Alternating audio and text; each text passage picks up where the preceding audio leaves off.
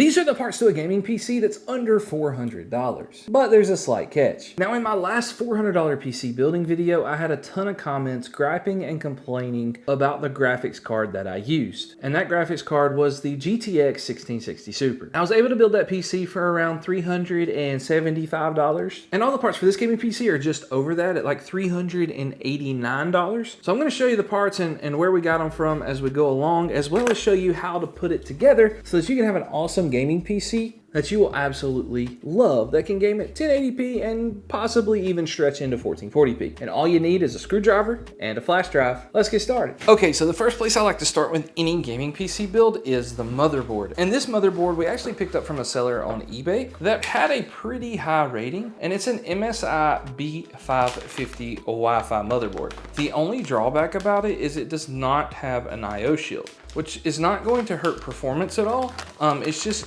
gonna have this openness to it on the backside, and you won't have that covered up in the case. Like, it's not gonna hurt anything, and it's gonna be on the backside of your desk, so no one's ever really gonna see it, so it's gonna be perfectly fine. It also did not come with the Wi-Fi adapters, so you would have to buy those. They're like $7 or so off Amazon if you want to or need those. I didn't include them in the price here because most people try to use Ethernet if they can, but before I flip this PC, I will get those for sure. What I like to do when I build PCs like this is I like to put the motherboard on top of the box, and since this came in a nice box that is the size that we need, this will work out just fine. Now this motherboard cost me around $60. It's like $58 and some change, and it gave us a nice B550 motherboard with a fantastic upgrade path for under $60. Now you could expect to use B550 board to be somewhere around like $70, $80. I wouldn't pay anything more than that because brand new, you can find them for $80. They may just not have 4 RAM slots. You could also go with a B450. You can get those brand new with 2 RAM slots for like $60. So either way, this build will work with either one of those motherboards. For the CPU, we're going with the Ryzen 5 3600. Love this CPU.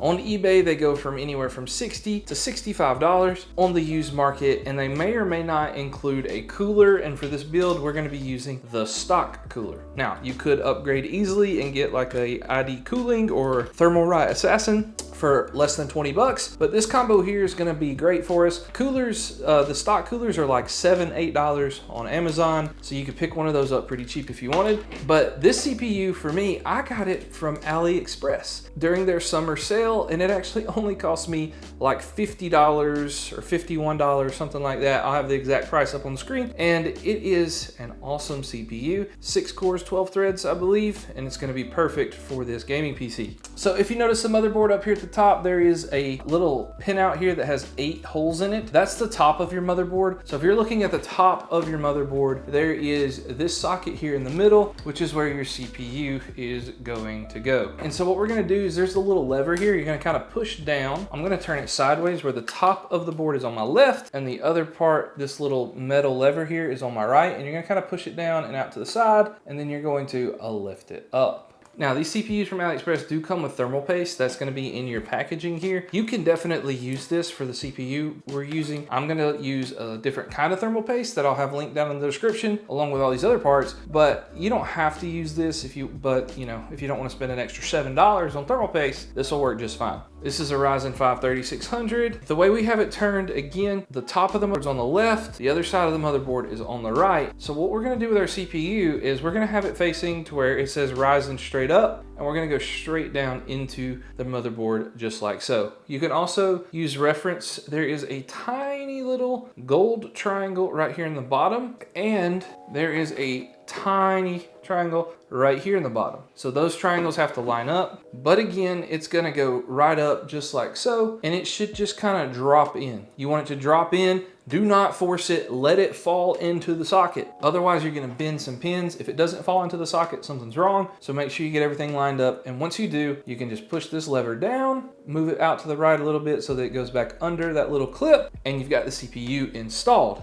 But before we install this cooler, we're gonna install the RAM and the SSD. For the RAM, we got this XPG kit off Facebook Marketplace for only 20 bucks. $20 to $25 if you wanna spend that on RAM. You can get it used on eBay pretty much all the time if you're patient and look hard enough. This kit is actually a 3600 megahertz. I think it's CL18, I believe. And we only paid 20 bucks for it. You could get a brand new kit of RAM if you wanted to for around $30 to $35. Totally up to you. I saved 10 bucks by buying it used, but again, totally up to you. To install the RAM, we're gonna go back to this view so you can see a little bit better, okay? And on these RAM slots, there are 4, right? So the CPU's on the left and there are 4 RAM slots. So we're gonna count over 1, 2, and we're gonna put it in that second one right there, and there's tabs. Now, the tabs at the bottom don't come out. On some motherboards they do. We're gonna open this tab here, and what you wanna do is you wanna make sure that this little notch right here on the RAM lines up with the notches that are right here on the RAM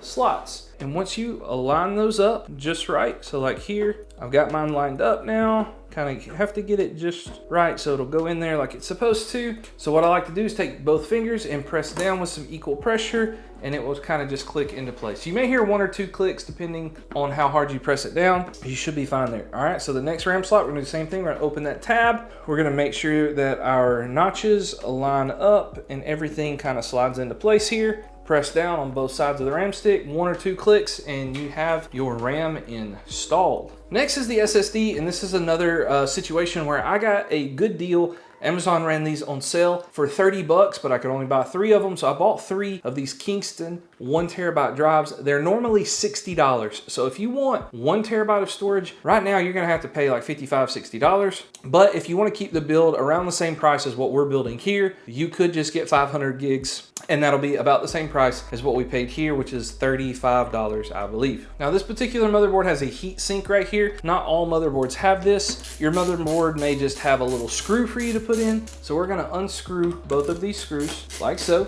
And depending on your motherboard, if it's brand new, it may have like a little plastic piece right here. Ours does not. And what you're looking for with your SSD is this little gold side right here. It's got 1 small tab and then another gold section right there. And on the motherboard, you're looking for this part of the M.2 slot. So the M.2 slot, if there's no cover, it looks like this. Could be on the right or it could be on the left. And so what we want to do is we want to put our gold side of our SSD like we have here, and we're going to kind of go into this slot at a 45-degree angle and just kind of gently put it in there. It's not going to make a snap or anything like that. It just kind of gently goes in, and it's going to be kind of angled like so that you can get it in there. And then if you don't have a cover, you'll just hold it down and put the screw that comes with it right there. We do have a cover, so we're going to put our cover back on the SSD, and then we're going to put our screw on our screwdriver. I had it turned the wrong way, so I got to turn it the other way. We're going to put our screw on the screwdriver and try to get this hole lined up with the screw and get that screw back in.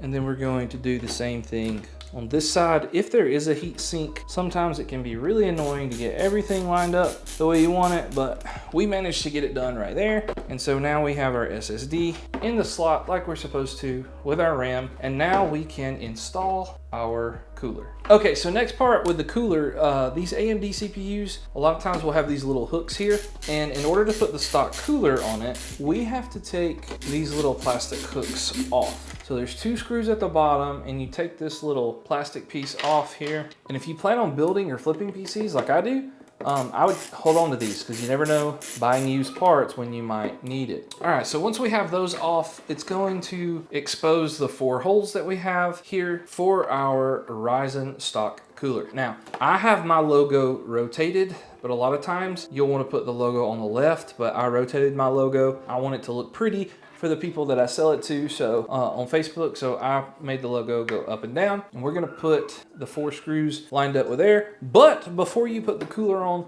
please, please, please, please, please, please, please put thermal paste on the CPU. Now we're using Arctic's MX4 thermal paste. I bought this in bulk a while back, but all you need is a little dab right there in the middle of your CPU. No more than that right there. and it will do just fine. All right, then we're gonna put the cooler and line the screws up with the 4 holes that we just showed you earlier so that you can see those. So we have the 4 screws lined up, and what we wanna do is we're going to tighten these one at a time, obviously. And so what we're gonna do is we're gonna put a few turns on this screw, and then we're gonna go diagonally. So that was bottom right. We're gonna go diagonally to this screw, and we're gonna put in a few turns. Then we're gonna move over to the left side, and we're gonna put in a few turns. Magnetic screwdriver from Linus Tech Tips, awesome. You don't need this though if you're not gonna be building a bunch of PCs like I do. And then we're gonna go down to the other screw there. All right, and this one I'm gonna tighten a few extra twists, and then I'm just gonna follow that same pattern, doing 2 or 3 twists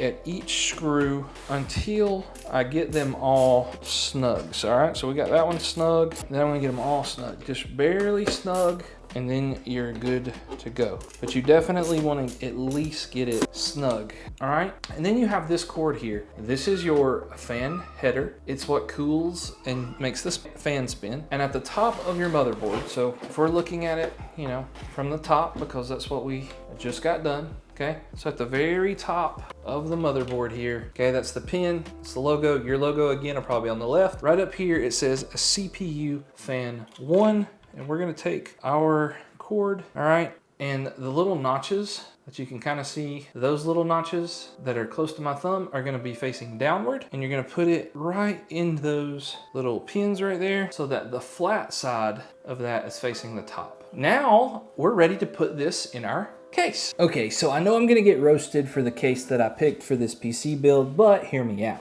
This is the Montech Air XR, and it just got released. This is not sponsored. I bought this with my own money. Here's my Amazon receipt. But this is gonna change budget flipping if you're okay with putting a micro ATX motherboard in an ATX case. It's a mid-tower case, so obviously there's gonna be a little bit of empty room at the bottom, but it supports a full ATX motherboard. And even if you're not going with a budget build, this case is going to be awesome. It's got 2 reverse fans that are already installed over here on this side. So they're gonna intake air from the back of the case, which is great. That means you don't have to flip it. It's becoming more and more common with all these budget companies. And then 1 exhaust fan here. So for our cheap budget builds, it's gonna have plenty of airflow, and there's room for an AIO at the top if you ever wanted to do that later. And it's got some more airflow room here at the bottom as well. It's not really a dual chamber, but I do think that it has a decent bit of cable management space in the back of the case, but you know, it's definitely not dual chamber. Power supply basement is at the bottom, but the cable management space looks pretty decent. To install or work in this case, the first thing we want to do is we want to take the screws off the back and kind of just, so you shouldn't have to take the screws all the way out of this, like they should just be dangling right there, but I unscrewed that one too far, and I'll find it here in a minute. Okay, found the screw, and we're gonna put it back in there. And what I suggest doing is just putting this, as well as the glass that we're about to take off, back in the box that it came in so that you don't lose it or break anything. Also, this dust filter goes on the inside of the case, and there we go. All right, so the front glass is pretty easy. There's a tab up here on the opposite side of those fans, all right? And we can just, first, before you break the case, like I almost just did, you gotta take this tape off. All right, this tape is keeping the glass there. Okay, that'll mess up the wrap, but that'll be okay. All right, and then you can just pop it off. There's another piece of tape down here at the bottom. We don't want that to mess anything up, so we're gonna take it off as well. Okay, and I like to leave the plastic on my PC cases, at least the one that's on the outside, and I try to let my customers take that off as much as possible because it's just satisfying for them. But I normally do take the plastic that's on the inside off so they don't have to take the glass off to take off any plastic. But I'm gonna leave both on right now and go put these in the box, and then we'll talk more about how to build in this case. All right, so we're ready to start building in this case, but one thing I wanna make mention of is right here are all the cables already pretty much cable managed for you. Okay, so they've got all the cables plugged up and ready to go for you. All you've got to do is plug these 2 cords into the motherboard when we get to that step, and I'll show you where to put those. Then of course you have all your screws and stuff underneath there, as well as the other cables, which we'll talk about later for those of you that are going to build this. Now it comes pre-set up for a full-size motherboard. We don't have a full-size motherboard. We have a micro ATX. You may have to, like, this is a 5mm socket here. You might could get these off with like a pair of pliers or something like that, but we're going to take off these little standoffs. Let me move the camera so hopefully you can see these a little better. Get the light in there. You can see these tiny, what we call standoffs. And the standoffs here are these little, places it looks like you can put screws right there at the bottom, and there are 9 of them. There are 3 up at the top. There are 3 up at the top, 3 in the middle, and 3 at the bottom. And so what we're gonna do, okay, is we're gonna take the 3 off the bottom. Having a tool like this makes this so much easier. It's a 5mm socket for those of you that, you know, are wondering. This is what works for me. And if I can get the camera to focus, okay, I want to show you. That is what the standoff looks like from the side. All right, it looks like that right there. That's what the standoff looks like. And I'll zoom in on this, hopefully, where you can see it real good. But that's what they look like. And you want to take the 3 on the bottom off. And what we're gonna do, if you had an IO shield, which is like a thin piece of metal that comes in your motherboard box, you would put it right there. We don't have that, so we're not gonna put that in yet. So what we're gonna do is we're gonna kind of put our motherboard in the case, and we just kind of, the only purpose of this is we need to see which hole. So like we're definitely gonna put a motherboard screw probably right there in that hole, but we need to kind of hold our motherboard up to here to see where our other hole is going to be, okay? And it looks like ours is gonna be these 2 bottom holes here. And what I'm referring to, for those of you that are unsure, I try to be really detailed in my PC build videos because a lot of people are not. These holes up here on your motherboard, there are all of those throughout. So like we have 3 at the top, we have 3, all right, in the middle of our motherboard. And then for the micro ATX, we only have 2 at the bottom. Now, this could be a process, like you could put it up there and hold it and not be able to see anything in particular. But from what I can tell right now, we're gonna need to put them in. So we put the one that's kind of more on the left side, we put it in the second hole of these 2 holes that are on this lip. And the other one we put just directly below that other screw, that second screw on the left side. So on the top, we got a top screw up there, and on the left side, we got the other one right underneath that. That's where we put them so that we can now get to installing the motherboard in the case. And what I like to do for this is I like to lay the case flat on its back, because it's easier to set the motherboard down. And I'm gonna reposition the camera so that you can see that better. All right, so I'm gonna do my best here. I've got this kind of blown out so that you can see it a little bit better. But this here, I know my hand looks really white right now, but this screw again is right here. This was the top of the motherboard. So in the middle column of screws, this was the skip a hole here and put the standoff there. And these 2 standoffs over here were directly down below each other. It was down here in this hole, and we moved it up to where there's no holes in between those 2 screws right there. Just so you can see that. Now that we have that situated, we're gonna take out the bag of screws that were in the bottom of the case. And Montech, you know, it's really nice. It gives us a cool little thing to clean the glass with. And it's got all the screws kind of separated, so that's nice. And some cool cable management things, so that's nice. All right, so what you're looking for here is, these say motherboard M.2 SSD, and there's 20 of them. Those are the screws that we're needing right now. So we're gonna take those out, and that makes it really easy if you're building with this case. If you're not building with this case, this right here is what a motherboard screw looks like. Okay, that's what a motherboard screw looks like if you're not building in this case where it has it labeled. And you're gonna need 8 of these for this build. And so again, the 2 fans are over here at the bottom. So the top of the motherboard is gonna go up here at the top, lined up with this single fan. All right, and all of this silver stuff right here where the Wi-Fi things go is gonna go out into here. And just what we want to double check, what you want to double check are all of these holes right here line up with the standoffs. So our standoffs, so currently all of our standoffs are lined up. All of those holes line up there. And if you're not using a shorter motherboard, then you're gonna, you know, not have this empty space at the bottom, and yours should line up fine anyway. So we wanna make sure those line up. Hopefully, you know, you can see inside that hole to where I'm gonna try to make it brighter so you can see, hopefully, is you can see just a faint picture there of when it's lined up. when it's lined up and when it's not. There's a little piece of metal right there of when it's lined up and when it's not, okay? And we want those to be completely lined up there. And then once they're lined up, we can put all the screws into place. And you're gonna put one of those screws we just talked about in all eight of those holes. And what I like to do personally is I try to get the corners first. So like upper right corner, get that one in there. Don't force these screws either. Like they'll go in pretty easy. They're not something you gotta force. So if you're forcing it, something's not lined up right, be really careful. And I try to do the corners first and then I go fill in all the others. So like right there, I could feel a little tension. I had to readjust it and I wanna get it in there. And I'm sorry that, you know, it's kind of shadowy there. But the main thing right now is you're hearing me because I've tried to show you all the places. I can't really, you know, zoom in on me screwing in the screws, but I've tried to show you a really good idea of where they're supposed to all go. And then I'll do my best to show you a picture of when it's all done. This is also where a magnetic screwdriver really helps out. And guys, I don't use this thing for just building PCs. It's a great investment. Like it's helped me put together all my kids' toys and furniture and helped me put together all my gaming chairs. Like it's the best $70 that I've ever spent on a screwdriver.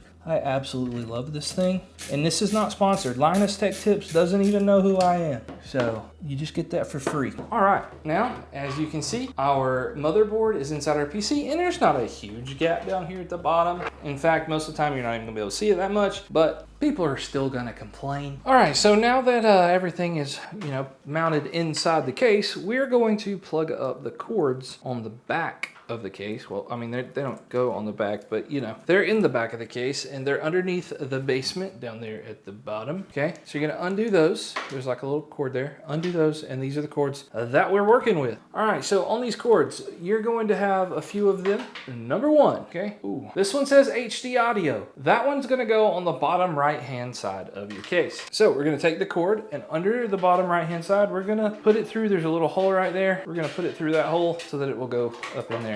So you may want to make sure that it's not tangled up in any of the other cords before you do that. Makes your life a little easier. And I like to just, you know, shove it in there as far as I can. It's not very long, but you know, it's what happens. Now this case, again, another reason I really like this case is they have all the other cords very simple. There's no regular USB cord, only USB 3.0 and USB-C. And the person on Facebook Marketplace that actually wants this PC is wanting a USB-C port. So that's another reason I picked this case. I couldn't find a micro ATX case that I liked that had a USB-C port that could get here in the time that I needed it to. I think Vitro's got one, but I couldn't get it here in time and it was more expensive and it didn't come with fans. This is a USB 3.0 cable. Most of the time they're blue. They look like this and there is a notch right here on it that will be important later. So what we're gonna do is we're gonna stick it through, I think the top one. Actually, no, on this particular case or motherboard, the 3.0 header is at the bottom. Sometimes they're up here on the side, but this one's on the bottom. So we're gonna stick it through the bottom. And there's two holes at the bottom, one on the far right and one kind of in the middle. I'm gonna use the one in the middle because the port's kind of like right in there. Then the next one that we're gonna talk about here is the front panel connector. It says F panel because you know, that's what we're about here. And we're gonna put that again in that same one that we just put the 3.0 through all the way to the front. All right, as far as it'll go. And the reason I put it in as far as it'll go is so I have more room to plug it in later. And then the last one is a USB-C. Again, this case has USB-C support. I think that's awesome, which a lot of cases do, newer cases here in 2024. But this case only costs like less than $65. So that's why another reason that I'm in love with this case. And we're gonna put that cord through this top part right here. Maybe the bottom. Let's put it through the bottom one just to be safe. Right there, through the bottom, all the way through. All right, so now that we have our 4 cords through, let's talk about where to plug them all up at. And pretty simple, actually. In this case, makes it extremely easy. So even though this is a micro ATX motherboard and an ATX mid-tower case, it makes it very easy to plug stuff up. All right, HD audio, it's gonna go on the bottom left-hand corner there. If you see that says HD audio or J-Odd or something like that at the at the bottom there. That's what it says. That's where that audio cord is going to go. And this particular motherboard, and most motherboards, there's only one way it can go. So I normally try it with the letters up first. That's how it goes in most of the time, with the letters up. And then I slide it over that. Don't force it, doesn't need to be forced. And then I push the excess cord back through the back. Next we have the 3.0 cable, and there's a notch on this cable that you see here. And there's an opening on the port. I don't think this port says USB 3.0 anywhere. I think it just says USB 2 there beside it, but that's what the port looks like right here. And maybe it's, no, I don't see where it says USB 3 anywhere, but it's this box port here, and there is a tab above it, like right here in the middle, that's kind of on top, and we want the notch to go right in between there, like so. And we're gonna slide that in. Now, I need both hands for this, so I'm gonna mount it. Now, this one is the one that you are gonna have to kind of force a little bit. So you wanna be very careful to make sure that notch is lined up completely right, and just gently and slowly kind of apply a little bit of force there. But you wanna make sure everything's lined up, because you do not want this to bend any pins here. But there is kind of a pop when you get that in there, because it is a little different than the other ones. And then again, we want to slide the extra cords to the back so that there's, you know, nothing going on there. Then we have the front panel connector, and they made this front panel connector super duper easy. But this motherboard is different than most other motherboards. So what you're looking for to plug the front panel connector in, all right, is this JFP1. All right, it's right here, okay, JFP1. That's where this front panel connector is gonna go. And again, words are gonna be facing, if I could put it in the right one, the words are gonna be facing up, and they made it really easy. You just slide that on the pins, make sure that it's good and snug. I need my other hand for this so that I can make sure that it's in there nice and snug. Slides in, and again, we're gonna put the cord all the way back through. That is typically not where this cord goes in most motherboards.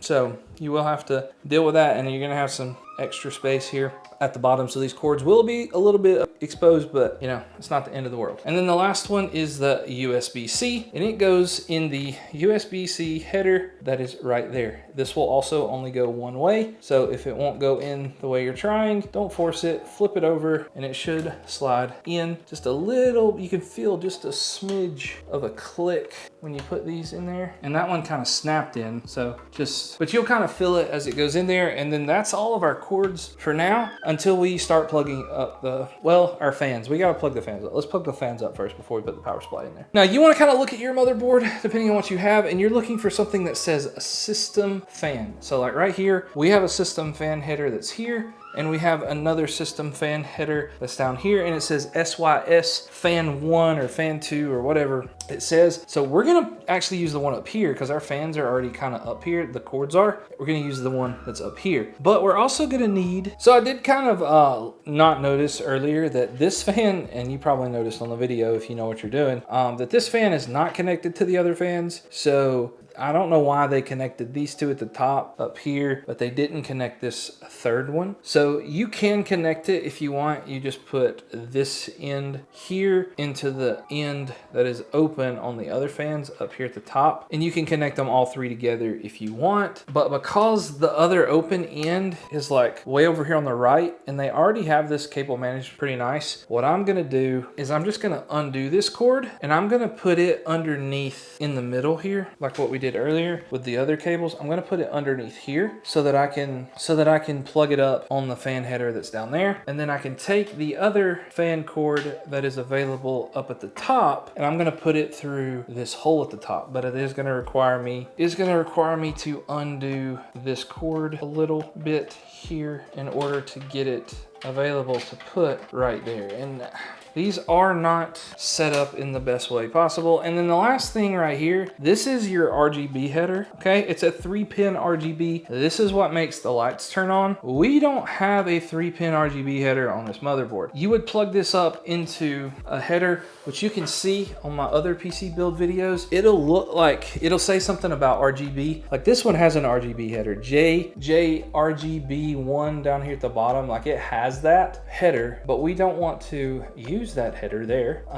It won't work, first of all, because there's an extra pin. That's a 4-pin. We need a 3-pin. We don't have a 3-pin. So we're going to actually use an adapter so that we can change the colors of the fans for whoever buys this PC. All right, so this is what the little adapter looks like, and you can get these without a remote, but since I sell these a lot on Facebook Marketplace, I always get the one that's a couple extra dollars that comes with the remote. And what we do is you take off this little box here, and there are 3 pins. And if you have a motherboard that has the 3 pins, you don't need this adapter. So I don't know if the camera will focus on those pins or not, but those 3 pins that you see kind of hitting the light right there, that's what the 3 pins will look like on the motherboard. 2 kind of together, and then a space, and then another one. And we're gonna plug that in right here, lining those pins up with that, and then we'll plug this in to our power supply in just a little while, and that'll let this remote control and give us the ability to change our colors of our lights, and it's better than nothing. Now the next step in this process is the power supply. The power supply is 650 watts from Sigotep. These are only 50 bucks. They're gold certified, and they're used a lot by PC Bros, Toasty Bros on YouTube.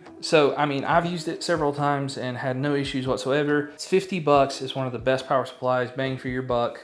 It may not be on the PSU cult list, I don't really know, but it's gold certified. It'll be just fine. Also, another pro tip that I like is like any of your extra screws or anything like that that we don't use, I always put them in the power supply box so that I don't ever, because I don't throw them away just in case I've ever need them later. That saved me a lot when upgrading my PC. Now, cable management is gonna not be fun because this is not a modular power supply. That means we have to deal with all of these cords. If you've watched any of my other PC building videos, some of the power supplies we use don't have all these cords, and so you can like not use them all, but they're all going to be here. But we're gonna go over the ones we need for this build. Now, the first cord, I'm gonna go ahead and get it out of the way, is completely optional, and that is a SATA power cord. If you're not using the RGB thing that we just talked about not too long ago, you don't need this because we're not using any sort of SSD or hard drive that would need this, but we are going to use it for our RGB adapter, so you may or may not need that depending on what you're doing if you're following this at home. And then our next one is a 24-pin power supply connector. We are going to need that. That is going to be something we definitely need. We're going to need this cord that says a CPU power connector, and we're going to need this one that says a PCIe. All right, and you're actually going to need 2 of those, so you're going to have to find, there are 2 of the PCIe connectors. 2 PCIes, there we go. All right, so let's talk about how we're gonna kind of finagle this. First of all, the power supply, we're gonna do it a little different than we do if it's modular. We're gonna go ahead and install it, fan facing downward, and it goes on the, if we're looking at the back of the case, the right side of the case. Now this cord could be in the way, so you might have to put a little force on it. But once you get it in there, that'll kind of release a little bit and you'll be fine. Now the case, the power supply box itself may have screws in it, but you can also use the one that is labeled PSU on your, that came with your, I can't talk, that came with your case. The actual PC case, not the power supply box. And you're gonna need 4 of those. For those of you that maybe don't have them labeled, they look like this right here. See if I can get it on its side. It looks like this right here. That's your power supply screw. Okay, so I kind of had to get it situated because I needed both hands. And so you're gonna kind of line it up like you see here. And there are actually 4 places to put the power supply screws, and they're going to be different depending on like the case and the power supply that you have, but just make sure you put them like in the holes that are threaded, because there are some like empty holes that just are normal holes that are in the case, and you want to actually make sure that you can see like some threads in there where you put the screws.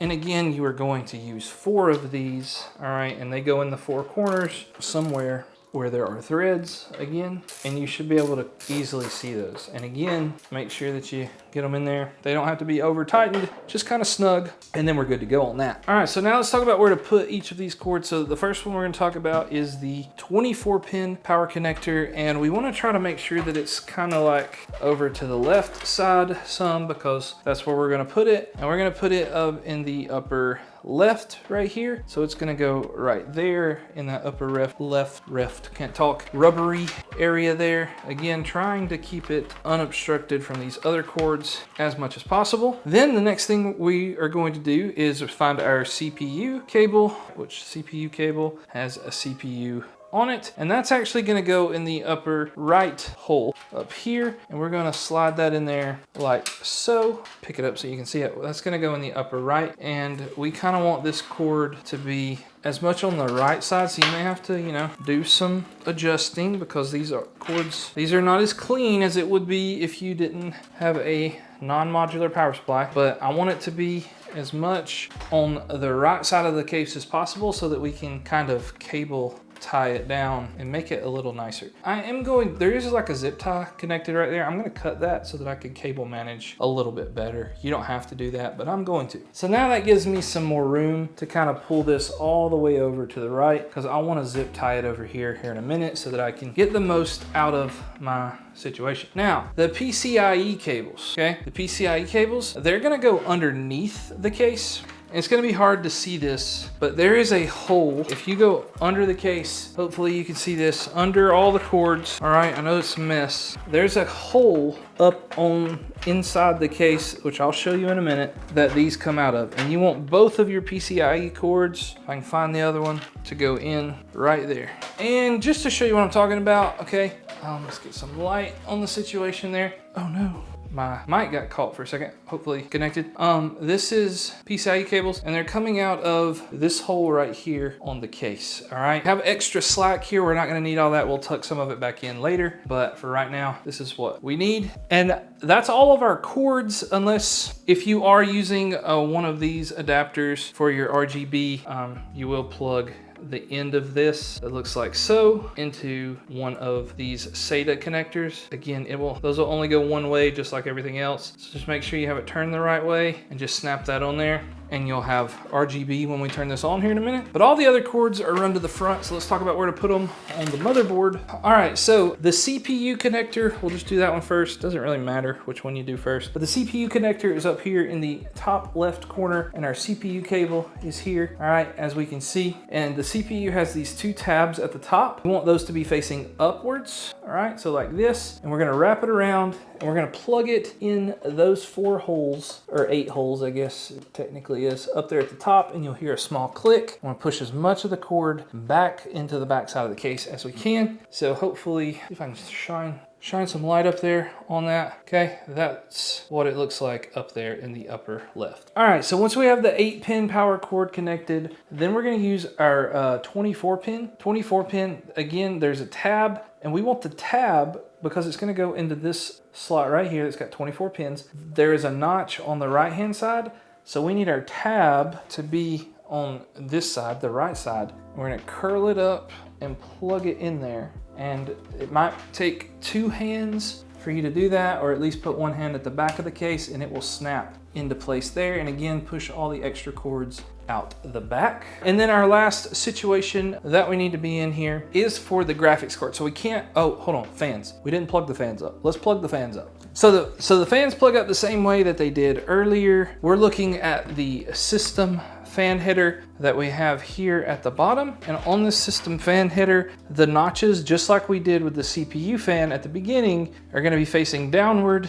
and they're gonna go right onto those 4 pins right there. And again, push the extra cords in the back as much as you can. Then the other fan cable that we have is at the top right of the board that we talked about earlier, and the notches are on the right side, so they need to be on the right side of how you twist this cord, and it goes in like so. So hopefully we can try to shine some light on that so you can see it a little better, but that's how it should look when it's plugged up. Now we have all our fans plugged up, and if you had an RGB header on your motherboard, you would plug that up. Typically there's an RGB header like in the bottom left somewhere or in the upper right, but on these budget builds, a lot of times you don't have those RGB headers, so you just have to go with what you got. Now for everyone's favorite part of a PC building video, and that's the graphics card. This graphics card is an RX 5700 XT. It is an OEM model, but they range anywhere from $120 to $160 on Facebook or eBay. Average prices is where I got those numbers from, eBay average prices, and we're using the RX 5700 XT for this build.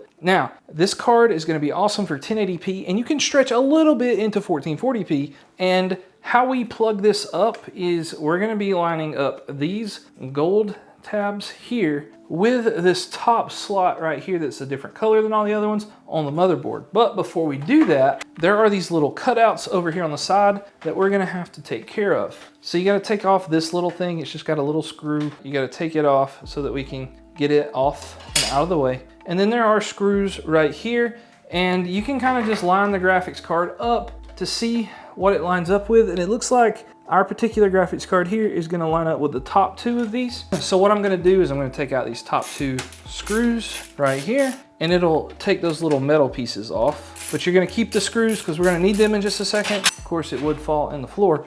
And again, I like to put those in my power supply box so that I don't, if I ever need them for later, I have them. And in this case, I can give them to our customer. All right, so for our graphics card here, again, we're putting it in this top slot. These notches here are gonna line up evenly with these slots. Before we do that again, we're gonna take our finger and push this tab down. Please push this tab down so that it will lock into place. We're gonna line that up very gently. It'll only go in one way.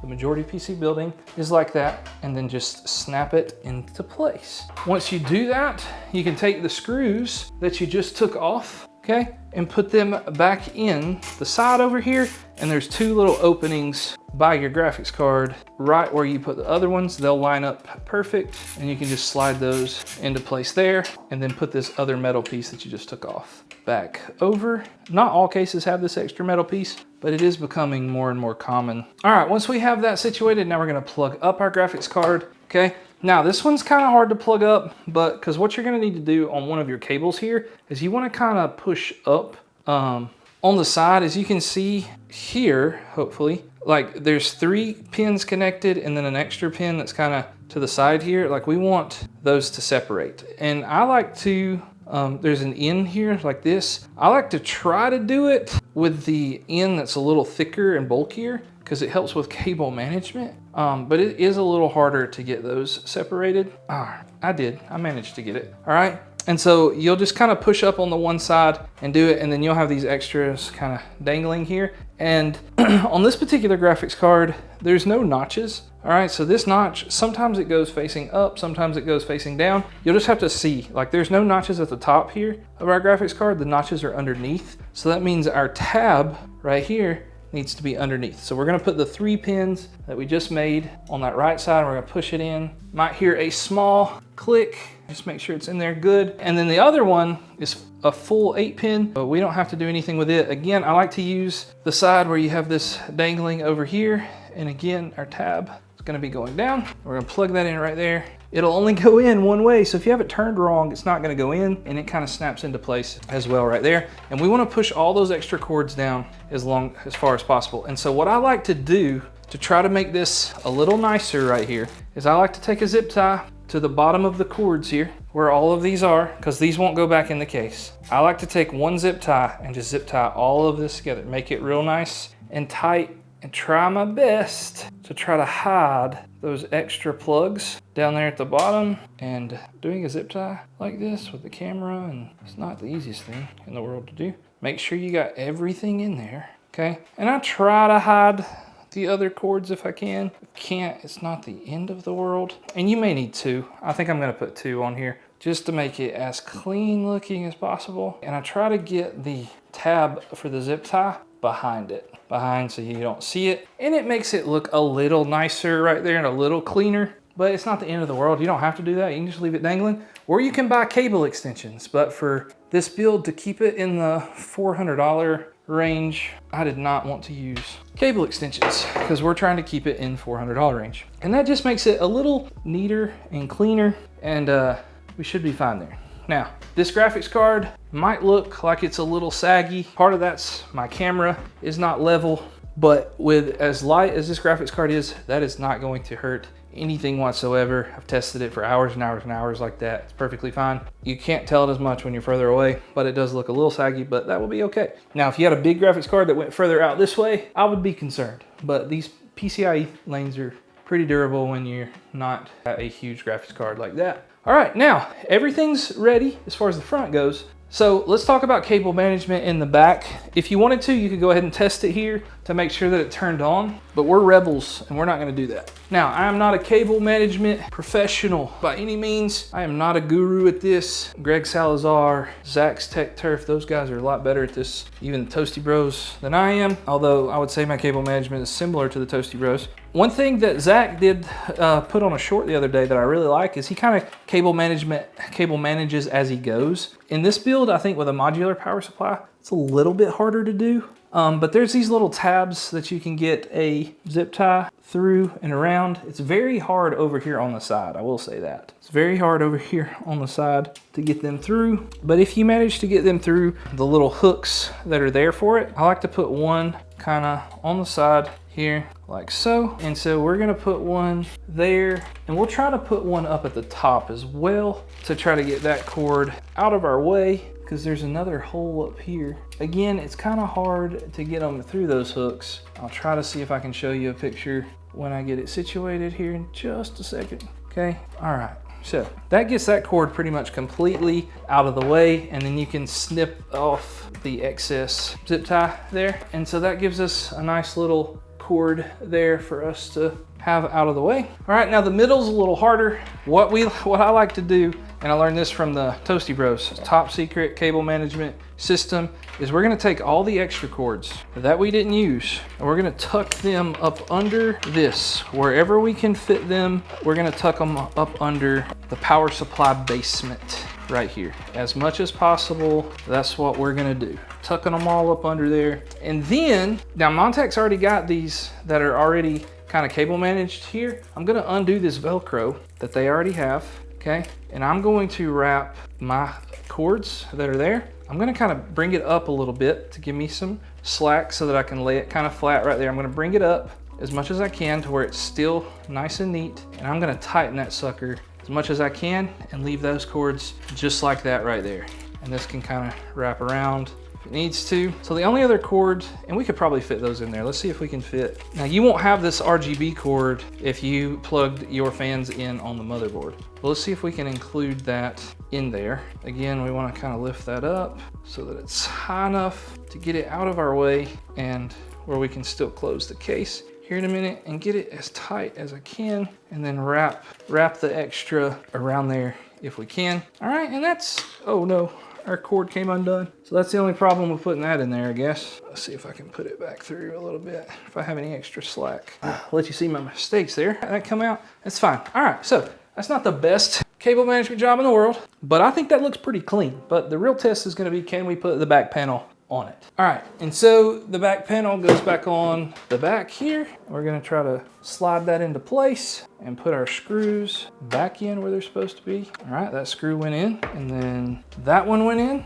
All right, and our back panel's on. It went in pretty smooth, so our cable management job was all right. Okay, and here's our gaming PC as a finished product. Okay, so again, now that graphics card, we only paid $100 for it because it was the OEM model, but it's still, from the testing that I've done online, it's within 2 to 3 FPS of every other RX 5700 XT that I've seen. The temperatures are just a little higher, but it's just fine. So this looks like a pretty clean PC, and we're going to see if it boots up. So I'm gonna clean off this table, bring out my portable monitor, and let's see if this thing boots up. All right, so now here is the ultimate test here, and let's see if I can position this monitor so there's not a giant glare on it. See if that's any better. Yeah, that's better. All right, now here's our test. Will it turn on? Everybody, you can see the PC, you can see the monitor. Will it turn on? We have life. Now we'll see if it comes in our screen. All right, we're gonna change the fans to red because the PCB at the top of the graphics card's red. We're gonna see if it posts. Now it does take a little while to post. The first time that you boot up a PC, it does take a little while. Some motherboards have lights over there, and you can see ours have a light, you can see it. We've got a little action going on up at the upper right, you can see up there. That's where our light's going, okay? And it may do this 2 or 3 times, like that light will flash on and off. You'll see something on the screen, then it'll go away. Then you'll see something on the screen, then it'll go away. And all it's doing is it's just kind of going through and training the computer on how to work properly with what you have on the motherboard. So we're at a minute or 2 minutes, I guess. No, 1 minute and 20 seconds or so. All right, there we go, we posted. All right, and so what you want to do here is plug up your keyboard and mouse, because you're going to need the mouse here in a minute. And you want to just press Y on the keyboard. Well, it already did it for me. All right, and it sets up and go straight to the BIOS here. All right, so there's our keyboard, and I need the mouse. Where's the mouse? I keep stepping on that screw that's in the floor. If I was smart, I'd pick it up. Oh, I'm getting old, guys. Okay, picked it up. Now, this is where our flash drive comes in handy. So what we're gonna do is we're gonna turn the computer off. So there's a switch on the back of the power supply. So if yours didn't turn on at all, like no lights, the first thing you need to do is check this switch back here at the back and make sure it's on 1, not 0. All right, there's a 1 and a 0. We're gonna, 0 is off, 1 is on. So we're gonna turn those off. Wait till everything quits spinning. All right, again, switch is like right here. Okay, then what we're gonna do is while it's off, I'm gonna show you how to make a Windows flash drive, okay? You can also get one from Toasty Bros or PCBros.tech that comes already made, but I'm gonna show you how to make one if you have a computer that already has Windows on it. So to install Windows, you're gonna need at least an 8 GB flash drive, and we're gonna plug it up to our computer. You will also need a computer that can actually run Windows. Maybe it's a laptop, a school laptop, go to the public library if they'll let you download stuff there, but you need something that already has Windows. Then we're gonna pull up our files and we're gonna go to the flash drive that we just put in there. Mine's named Sam Data there. What we're gonna do is rename this as Windows so that I know what it is and don't accidentally delete something later on. All right, then we're gonna right click and we're gonna format. Okay, I've FAT32 NTFS. I've used both of those with no issues. Some people argue over that on the internet, but I don't think it's a big deal. So we're gonna click start, and it's gonna erase everything. So if you don't want anything erased, use a different flash drive. Once that's done, we want to go to a web browser and find Windows Installation Media. Just click it, type it in the search bar. It'll be one of the first things that pops up, and you're going to look for Create an Installation Media for Windows. It's going to be on Microsoft.com, and you can choose Windows 10 or Windows 11. Personally, I like to use Windows 10 and then upgrade to Windows 11 for free if your hardware allows it. What we're going to do is we're going to click Download Now, Save As, and just put it, somewhere. Downloads is fine. And then we're gonna open the media creation tool. And it's gonna take a little while to set up this whole process. So, go make you a snack, a sandwich, chill, watch one of my other YouTube videos.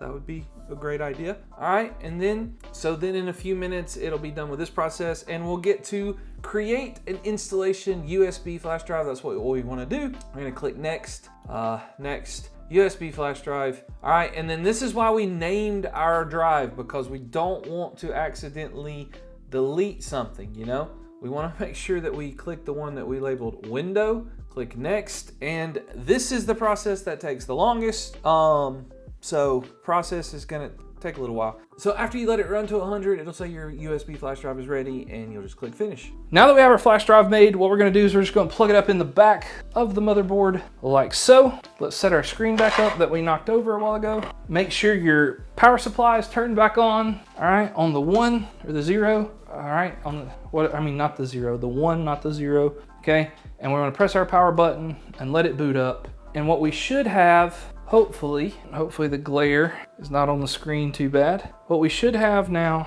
is when it boots this time, it should boot into the Windows logo. All right, so there's our BIOS screen. And it does take a while to load for the first time, but we're finally into Windows here. All right, so I can get the camera so you can read this a little bit, okay? And what we wanna do is, I'm gonna do United States because that's where I'm from. And then we're gonna click Install Now. It's gonna say the setup is starting. And this process does take a little while, but it's not super long. So right now I'm gonna say I do not have a product key because I don't have a product key, but I will buy one from somewhere like SCD Key or GVG Mall or Keys Fan, somewhere around in there. I will buy one from them. Okay, so you can see that a little better now actually, but I'm gonna click I don't have a product key because of what I just said. I always do Windows 10 Pro and then you can upgrade to Windows 11 later if your computer supports it. And right now our SSD is not showing up. So this is good troubleshooting here. Okay, that means we probably wiggled. That means when we were building our PC earlier, we definitely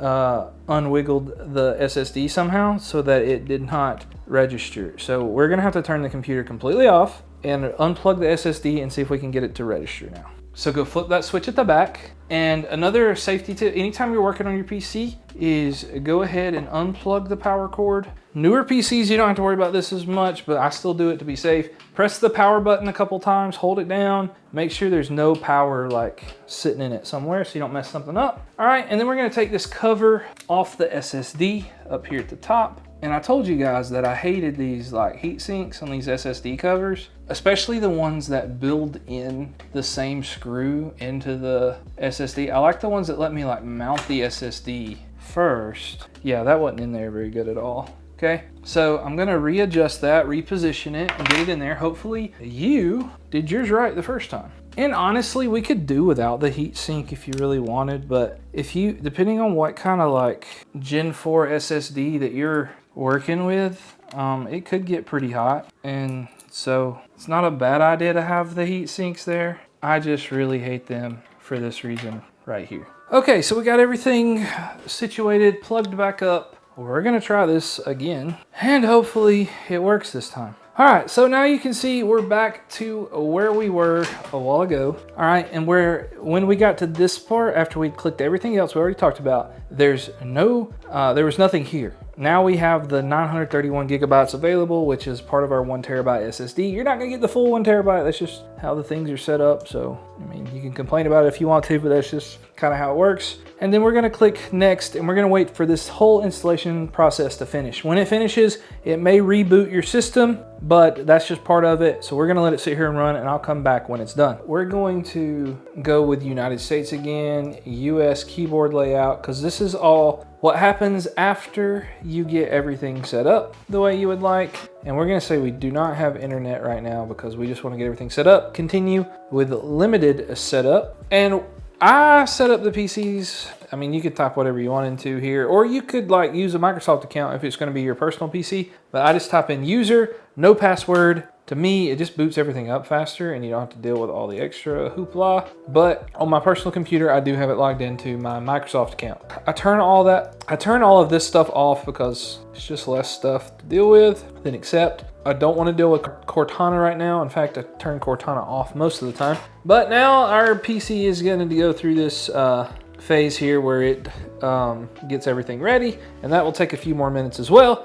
And so we'll be back when that is over, and after that's over, we should come up to the Windows screen. All right, so now that it's come back up, a couple of things we're gonna do is the first thing is we're gonna check for updates. So go down here to the search bar, type updates, and look for check for updates. And then after you're connected to the internet, click check updates again so that it will actually check for updates. And give it a second to see if it actually gets any updates for you. And then once it's done its check, you just let it get done with all these updates, and we'll come back when it's done. All right, so a lot of these are like pending restart, and some of these updates have download error. I mean, we can retry them, but they're probably not going to work here, but that's fine. Now, I don't know why it started to check all the updates again. Oh my gosh. So apparently it didn't get everything downloaded. Maybe it's doing that now. Also, depending on your motherboard, it may ask you to download their driver utility installer. I always do that, but you have to be really careful when you do this because like I do want the AMD chipset drivers, MSI Center's fine, like Dropbox Redeem Launcher. You don't need that, okay? AMD chipset drivers, that's fine. Network drivers is fine. HD universal drivers from Realtek's fine. Norton, don't download Norton 360. You don't need that crap, okay? CPU-Z, probably not. Don't know what this Ada 64 is. I might install it just to see what it is, and then I'll uninstall it if it's not important. And MSI wallpaper, we don't need that. So really you just need MSI Centers where you're gonna download a lot of the extra drivers, AMD drivers, network, Realtek, that's like your Ethernet and all that stuff. So you do want those audio stuff. And then I'm just downloading this one for fun. So we are gonna install all of that stuff as well. And some of this, depending on how like old your motherboard is or how old this, like this USB from Windows doesn't have every update on it because it's, you know, just a long time since I made it. There are extra updates here, like this security update may not ever go through right now because Windows 10 is like starting to become obsolete and they want you to go to Windows 11, but we will do all that later, and some of this will fix itself when we restart. But we're gonna wait on this MSI stuff to finish. And once it's done, we'll restart the PC and I'll show you how to put in the next set of drivers. All right, now that we have Windows updated, you're gonna see this probably from your MSI stuff. You're gonna have to like scroll through it and click agree or whatever, and it's gonna take forever to install the MSI Center here. But while that's going on, we're going to go to our Microsoft Edge and we're going to search AMD drivers because we need our AMD drivers. So we're going to AMD driver support and we're going to do Windows 10 64-bit version. All right, because Windows 10 drivers is what we're working on here. And we're going to download that. Okay, Windows 10 11 64-bit version. That should be fine. Once it's done downloading, we're going to run it, allow, install, click through all that and let it start to download. And again, MSI Center is going to take forever to download in the back, but it's going to check your system to see what sort of updates and things like that need to happen. So it looks like the MSI Center is done, but I don't want to use that right now because I'm trying to get all this situated. MSI Center is only going to update like your other